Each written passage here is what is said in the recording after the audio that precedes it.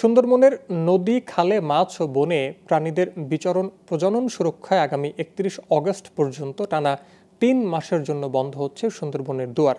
এ সময় পর্যটক প্রবেশ, সাধারণ মানুষের চলাচল সহ সুন্দরবনের নদী, খালে মাছ ধরা নিষিদ্ধ থাকবে। করমজল বন্য প্রাণী প্রজনন কেন্দ্র ও পর্যটক স্পটের ভারপ্রাপ্ত কর্মকর্তা হাওলাদার আজাদ কবির জানান, প্রতি বছর প্রজনন মৌসুম ঘিরে এই নিষেধাজ্ঞা দেওয়া হয়। সুন্দরবনে এখন 251 প্রজাতির মাছের প্রজনন মৌসুম। এ সময় নদী ও খালে নৌযান চলাচল করলে মাছের ডিম ছাড়তে সমস্যা হবে, তাই বন্ধ থাকবে সব ধরনের নৌযান চলাচল। এছাড়া বনে 315 প্রজাতির পাখি, 35 প্রজাতির সরীসৃপ, 42 ধরনের স্তন্যপায়ী প্রাণী আছে।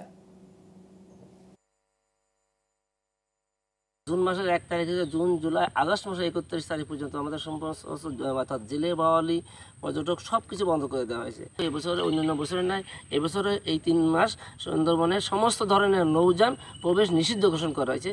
আমরা আমাদেরকে সেভাবে নির্দেশ দেওয়া আছে যে আমরা সার্বিকভাবে চেষ্টা করবো যে কোনো ধরনের নৌযান যেন সুন্দরবনের ভিতরে প্রবেশ করতে পারে না পারে।